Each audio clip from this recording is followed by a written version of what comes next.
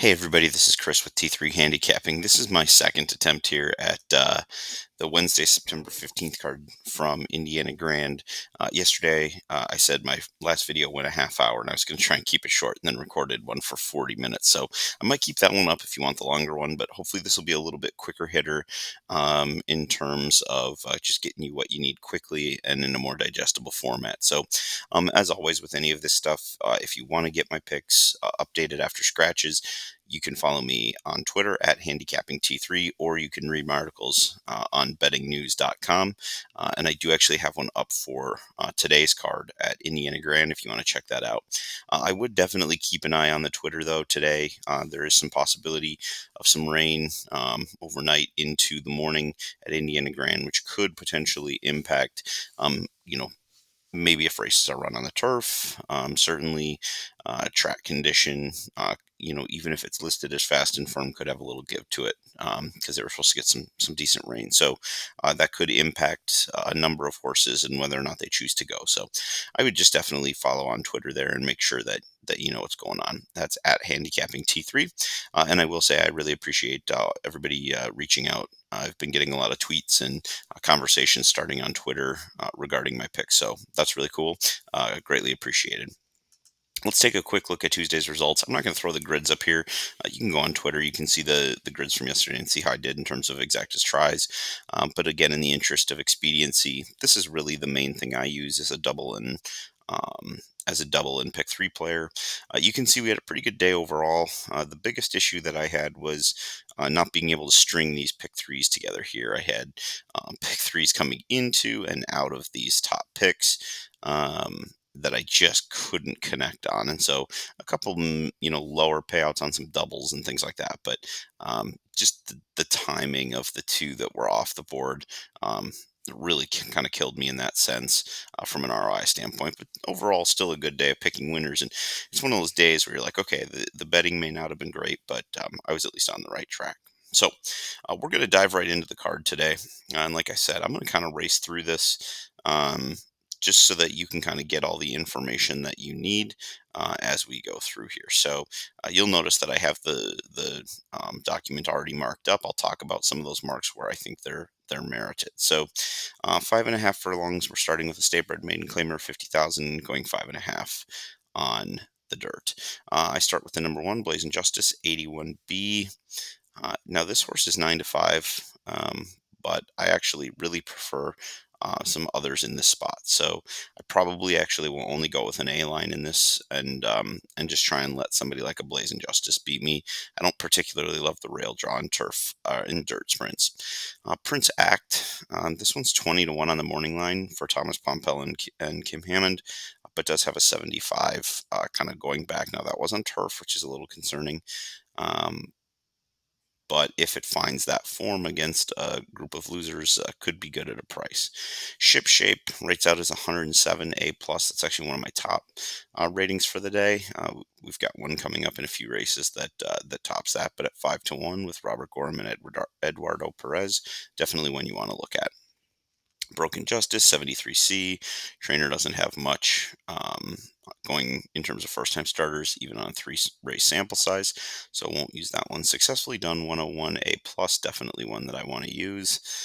Stand and Serve, we've got a 108. So actually my top rated horse in the field. And you can see here as well that uptrend in the speed figures, which I always like to see. I think that shows a horse that's cycling up. So for this race, you can see over here by my grid, I've got 6, 3, 5 in that order. I will probably also use the 2, but the 2 being at 20 to 1, I'm probably more likely to use these guys in doubles and pick threes, and then just take the 2 and use win, play, show at 20 to 1. I don't need to have that horse connected to anything else. I can make my money in the straight wagers. Race number 2, mile and 70 yards, state bred optional claimer. We're going a route of ground. And this is an interesting race because it's a non-4 lifetime, but it's a conditioned non-4 lifetime. So you're going to see all these horses that have more than that. And I really like, for example, the one who has 6 wins, even though it's supposed to be restricted to 4 lifetime, simply because of where those wins came. It kind of gets around the condition. And one thing that I really like to do when I have a race like this that's heavily conditioned is I like to look for horses that have exceeded the condition just from the naked eye. So looking at a horse like this one, which has 6 wins, rates out as a 99 A plus, definitely a big use for me.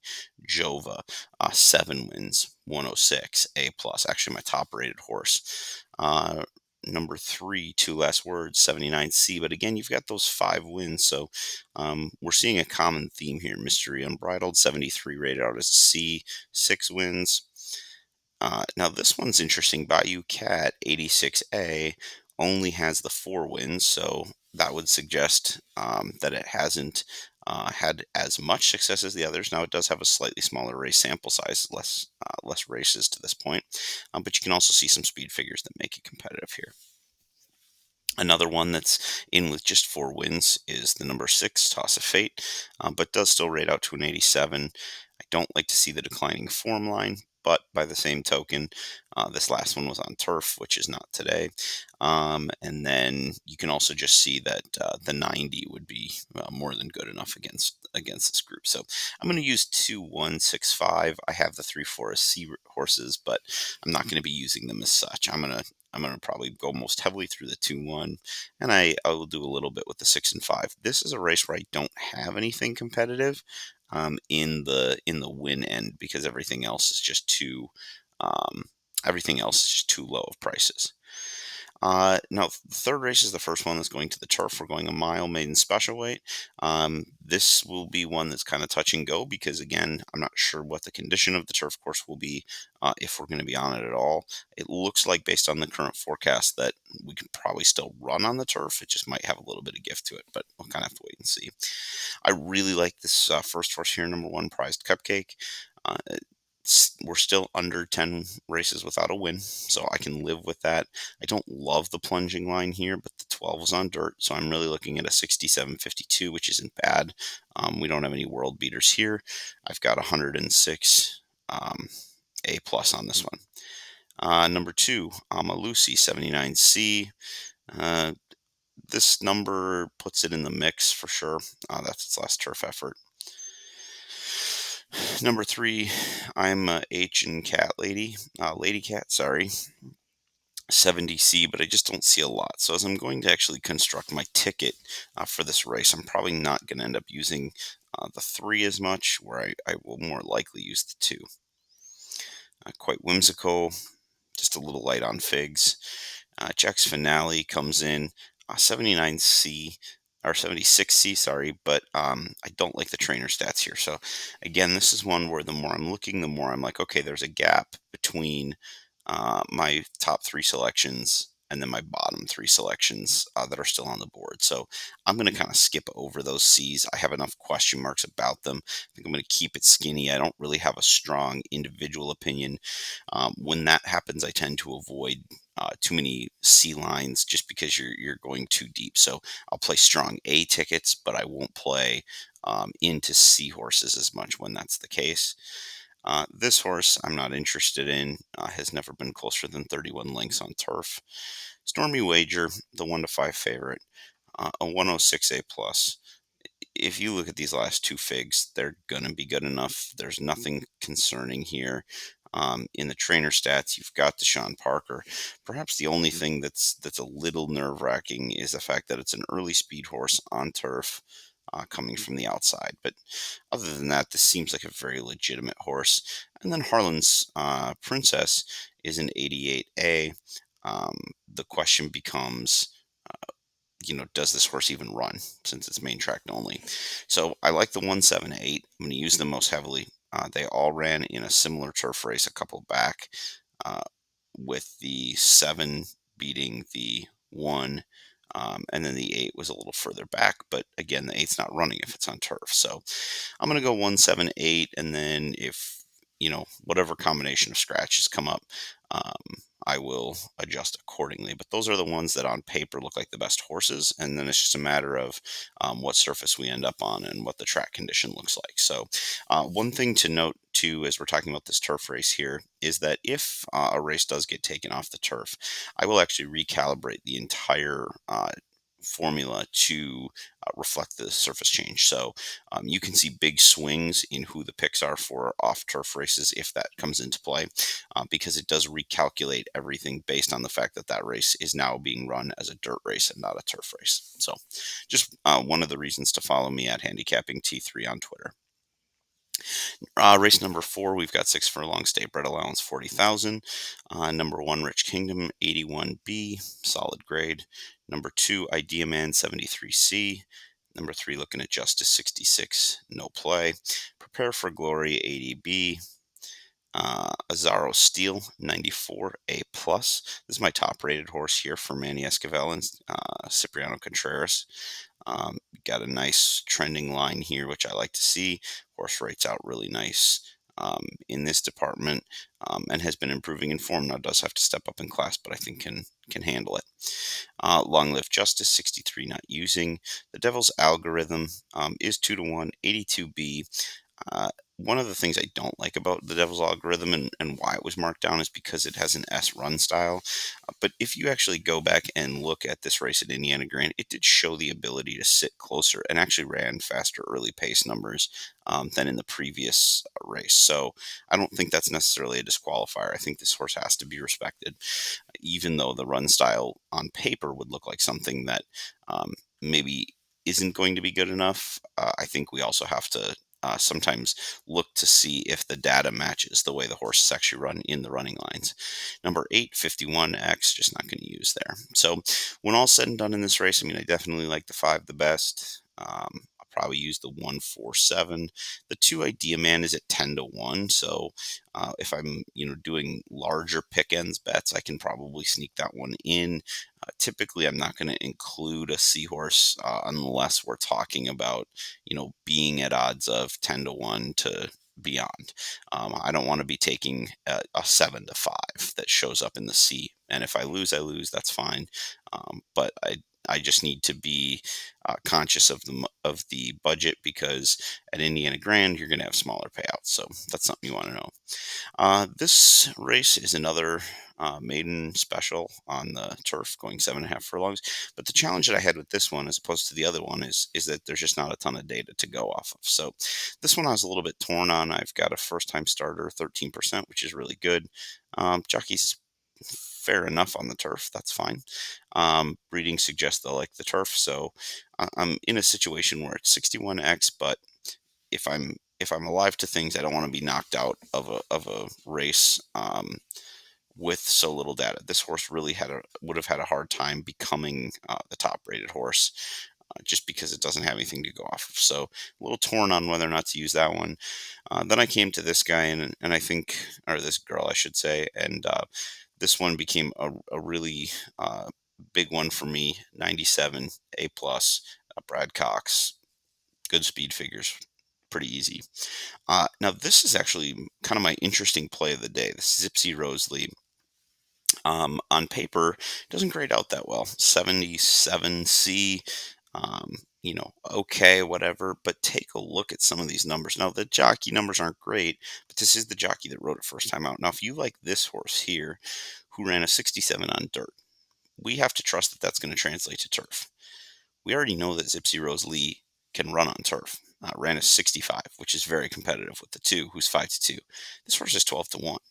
And then we go up here and we see that their trainer is in a second career race, 30% in 44 starts, and second career grass, 19% in 16 career starts. To me, this is a really critical horse to make sure you have on your ticket. And as I went through and I looked at the rest, I mean, I've got Sandra Santor here on this horse, 93 A plus, very similar, already ran on the turf, put up a good number. Now it just needs to stretch out. Giddy Up Zoe, trending up in the right direction. Again, I like, even though it didn't grade out so well. Just too big of a step given how much I like in this race. The 6, All Lucky. You've got Brad Cox again. Marcelina Pedroza has to be respected. 87A. Deshaun Parker, Rudy Brissett, 57X on this one. Swizzle City, 87A. Again, 67 at Ellis Park. For Tom Amos, this would, in theory, be a drop in class from what they were running against before. The name is okay, 74. it would just take a huge jump up, and not that that's not possible, but I'm willing to go against it. Iggy Bank is another one. Um, horse has a really good speed figure, has a lot of experience. I love that the highest speed figure came in turf, 89A, but I'm a little nervous about this trainer stat here, just not hitting. Now, small sample size, so you have to be careful about that. But I don't like to have on an A line a horse that I need to be the first winner for the trainer in a year when we're already in September. And then Ling Ling, I'm not going to use. So when I ended up getting done with race number 5 here, you can see over on my grid, I had 2, 4, 10, 6, 8, and I also said that I really wanted to upgrade the 3 and use the 3 heavily. Now, the 10 I did say I'd bump down. 5 horses on an A line is just too many. So, what I'm probably going to actually do when I go to play this is I'm probably just going to eliminate, like, I think I'm going to eliminate Swizzle City at 7 to 2. Um, so, that's the number 8 horse. I would probably then also eliminate All Luck. And then I'm going to probably downgrade Iggy Biggs, although Iggy Biggs is at 12 to 1, so I might actually keep that one on. Let's see, the 2, 5 to 2, but that's the horse I believe most strongly in. And then 4, I need a girl like you. So I've got 3 horses in that mix that are all outside of 4 to 1. So I'll probably go with a 2, 4, 10 and 3. Those will kind of be my horses. I'll drop Swizzle City just because it's a horse that I have rated high, but is also going to be lower odds than kind of what I have indicated. So you're just going to have to make decisions on that. But a really interesting race, definitely one I'm excited to watch. And the race number 6, 5.5 furlongs, optional claimers, 83B on the number 1 at 12 to 1. Boca Boys in 87A at 7 to 2 for Marcelina Pedrosa. Tale of Fame 91A plus, Flower Pecker 95A plus, 97A plus on Cardi, uh, Powell 67X, Fiery Tail 53X, Bandino de Amoris 51X, Rob the Rich 92A plus. I don't have a lot of really interesting stuff to contribute here. I think the 5493 are going to be enough to get me through. The 3 is at 2 to 1. And then the other ones are sort of, 7 to 2. You've got Cadre at 4 to 1. You I think, kind of have to decide if you like this Tale of Fame at 2 to 1 or if you don't. And then you're going to kind of have to play off of that. Now, it's been running against good horses. So you definitely want to keep it in mind, but I think you want to either go with the 3 or I think you want to go in a different direction.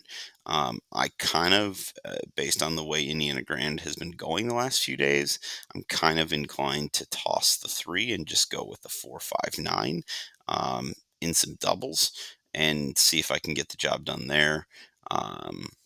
But that'll be kind of a game time decision as I'm looking at the probables or at the odds as we open. So number 7, this is our another maiden special going on the turf. You can see we've got a 73C, but we've got some really good stats, so possibly worth a look at an upgrade. Claire June 69X, Annie Gangster 101A plus. First start under its belt. Brad Cox is really good second out. You've got Fernando de la Cruz, 66 not using the 4, 85, 82.5B on North Country. Now, I'm actually not that interested in this horse if this race stays on the turf. If it goes to dirt, I'm actually more interested than I would be on the turf just because of Brendan Walsh's seeming inability this year to train horses to debut on turf. Not that this horse won't be a better turf horse in the long run, just doesn't seem like where Brendan Walsh is really good at getting them to go. I love this horse right here. This would be one I would use very heavily, even at 20 to 1. You've got a trainer who is 13% in the second career race, dropping in class from Kentucky Downs, where it finished 33 lengths behind the leader. Kentucky Downs is a weird course. Horses run super weird there, but seem to gain great fitness out of it. And then there was a time last year where I was just picking horses off coming out of Kentucky Downs. That form was holding up really well. I'm going to take my chances here, and at 20 to 1, I compensated for that opinion. Ruth, 94 A plus. We're moving up in form cycle, which I like to see. Bourbon Buns, 81B, but we're moving down in terms of speed figs, so I'm going to be a little cautious about that one. Tunnel, 70.5 is a C, 13%, second career race. Again, you've got that same Kentucky Downs form, so another 20 to 1 shot that I'll be interested in taking a look at. This one here, we have 70C, but one that upon further review, I'm just not interested in using. And then 83B, low trainer numbers. I'm going to take my chances against this one if it even draws in. I know it's dropping in class, and the 71 speed figure is really good. Um, so I don't know. Maybe I'll have to keep it on my ticket somewhere, but just not overly impressed with this field. I definitely like the 376 in this spot, but I'm also, like I said, I'm going to be very heavily into the 6. But I'm also going to try and use the number 9 as well at 20 to 1 coming out of Kentucky Downs. I think that's a really good angle and something to watch for as that Kentucky Downs meet is now closed up for the year. Number 8, I've got my strongest play of the day. You can see there's a gap between the 10 and the 6 on this, so I'm going to run through real quick. 44 not using. That's 30 to 1, 36 not using, 20 to 1. Stop hammer time, 72, 61X. The horse has come from way out of it. It's a tough run style at Indiana Grand. There was a time where that was working really, really well. It's just not. I do like the trend up. That all looks very good. Um, but at the same time, I'm going to kind of take a stand against this one, and that's easy to do because I really like a horse to the outside. So, Unbridled Beast, 58X, Red Skies at Night, Fernando de la Cruz Red Cox, 78C, Max Express, 80B. So this is my 1B ticket horse on this one. We're moving up in form. I don't love that we're moving up in form on turf and now flipping back to dirt. So that was not great. From Who the Bell Toll, 3X. Not going to use. Yes, that was a 3. I did not miss a number. Uphold, 77C. Competitive numbers back there at 20 to 1. Maybe worth including underneath, but like I said, I've got a top pick here. So Vice Cop, EP8, 49X from Marcelina Pedroza. Certainly not without a possibility, but I prefer this next one, which is Cash Logistics. It's my best bet of the day, coming out for Genevieve Landano. I love this horse. You can see the horse is 114, which is the highest rating that I have. And I don't always necessarily just make the horse with the highest rating my best bet of the day. But in this case, A plus rating, best bet, because you look at this trainer. This trainer is right in her sweet spot. Gets Alex Achard, which has been the jockey for this one every single time. And this is one of my other favorite angles. When a horse is trained by a trainer and then goes away and then comes right back, that tells me that there's some positivity. Now, in this case, I'm not seeing any indication of claim, so it looks like the owners just moved it to Mike Maker to send it down to Tampa to take a couple tries at the turf, and then sent it back to Genevieve Landano.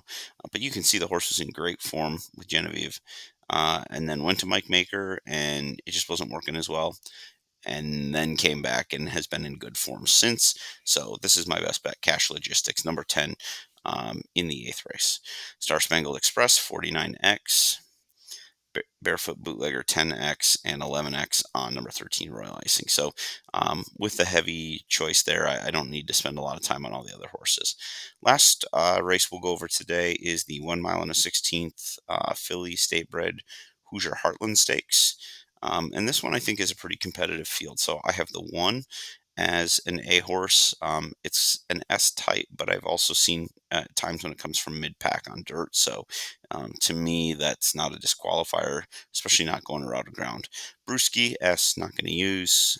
Hit the floor running, C grade. I'm just not going to use a 5 to 2 as a C. April's No Fool, 95A plus. You can see we've got decent numbers here.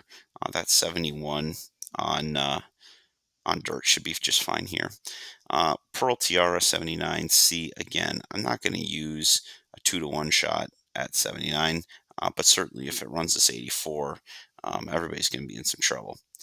Fireball Baby, you've got Trainer who's been struggling a little bit off the layoff, but the horse does come in rating out as a 90 A plus. The question is going to be, can I trust the layoff?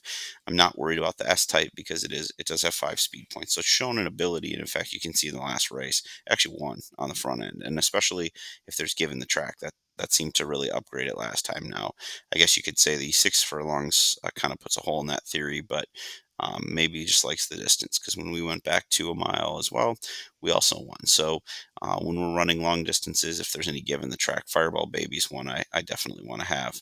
Expect Indy 75C.